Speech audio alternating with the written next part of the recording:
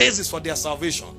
When he finished showing them all that God has done for both and how that both have a place in God, he now said, finally, my brethren, whether you are Jew or Gentile, I beseech you. He said that you present your bodies as a living sacrifice, holy and acceptable unto God. So you must live sacrificially. When I read about the patriarchs, sometimes I'm so humbled as to the depths God brought them into. I wonder how they knew what they knew. Men who the Holy Ghost was not living inside of. They would do some things you wonder. There was a plague in Israel, and David commanded of God to go offer sacrifice in the high place. And he went and got the field of Araunah and to offer the sacrifice. And the man said, I'll give you for free. That's a blessing. And David said, God forbid that I offer unto God that which cost me nothing. God forbid. Me, my God, I say I'm giving him something. It cost me. Who taught you this thing? How did you know it? 2 Samuel 24:24. How did he know it? But today, we are a generation that love freebies. You pay for bus, bring somebody to church. He didn't come with offering. Church is over. He's looking for who loves God to give him some money, and then he goes and enter bus and go back home. Some people, what they do in church is they watch people who are praying. Oh, yeah, this person love God. When people are giving offering, they watch people who give something reasonable. When church is over, they will now come like this. Well done, sir. Well done, sir.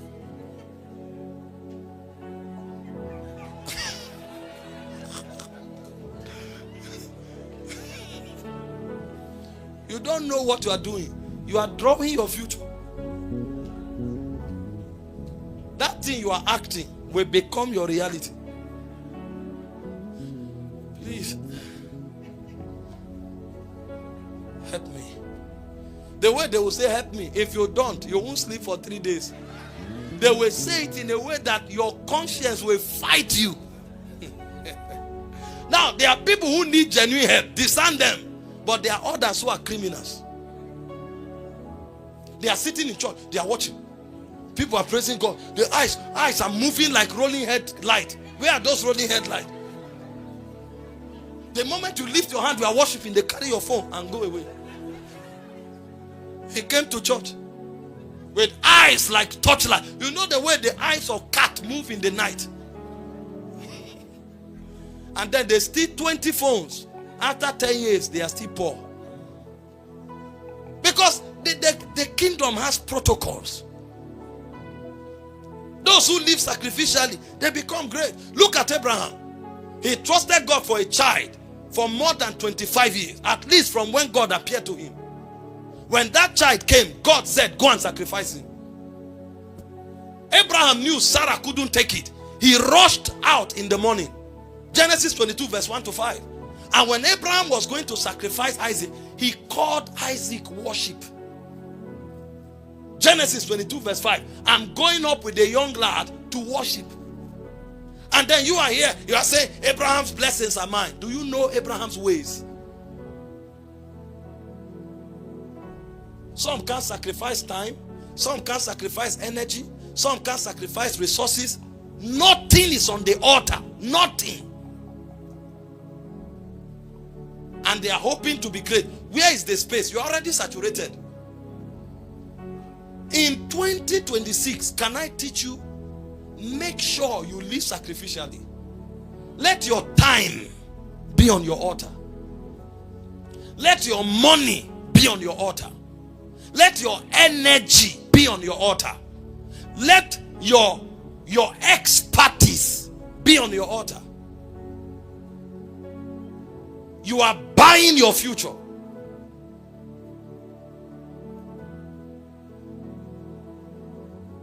I won't overstretch it.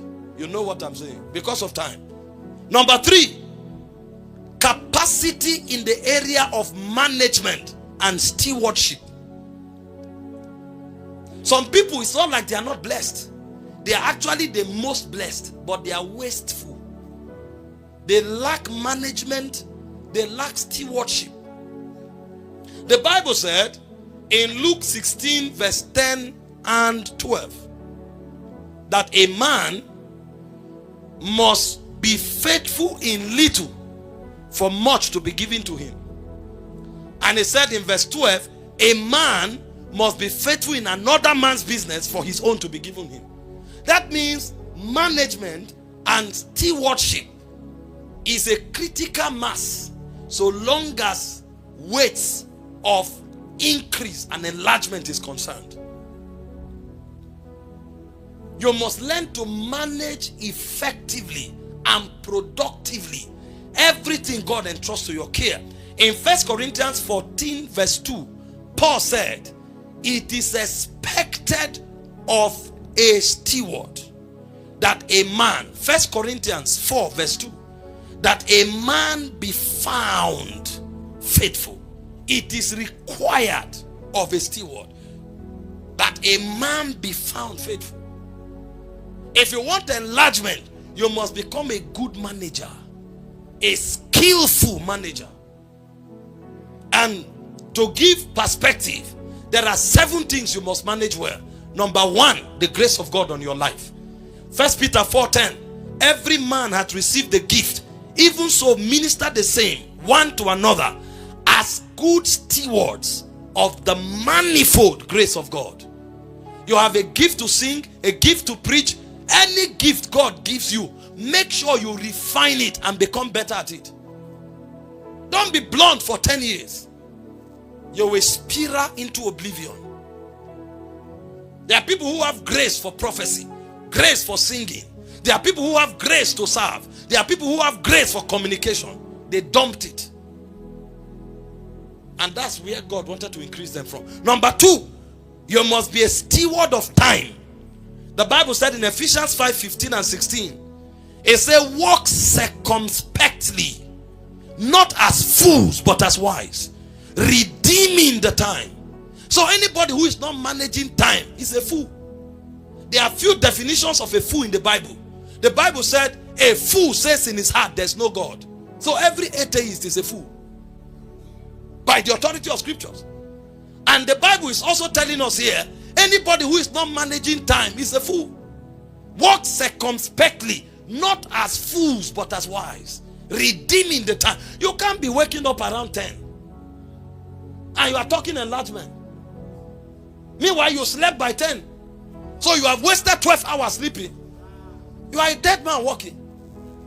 That's why some people tell you, I'm 40 years old. They are thinking like 12. Because they have wasted 75% of their time. They use 12 hours sleeping, 6 hours watching movies. 18 hours are gone. So when the man says he's 40, his age is actually 6 over 24 times 40. You know how many years he is? He's 8 point something years old. So he knows nothing. Everything is a revelation to him. You quote John 3:16. He said, wow. Everything is knowledge. So you see them shouting, oh my God. Oh, poor time management. Don't waste your time. Chinua Achebe said, if he was given the opportunity to go back, they said, what would be the biggest opportunity he would desire? He says to go back in time. Number 3, stewardship. You must be a good steward of relationships. The Bible said, as we have therefore opportunity, let us do good to all men, especially those in the household of faith. Galatians 6:10. See, don't waste relationships. They are opportunities. Some men are portals. Some men are seasons. Some men are gates. You are the one who think all of us are human beings. There are men you meet, they will open the radar of favor to your life. There are men you will meet, they will open the gates of wealth to you. There are men you meet, one conversation will be 10 years. I was listening to a documentary recently, and one of the biggest crypto guy, I think in Japan or South Korea, I've forgotten. He was not doing well. Average guy in the realms of millionaires now, $5 million, $10 million, just managing his life. Somebody say, $5 million. Don't be poor. And he applied to see Warren Buffett. And they told him, 30 minutes with Warren Buffett. That's, I think the clip was, they call it School of Hard Knocks. I just stumbled on it. And the guy interviews billionaires, so he stumbled on the guy.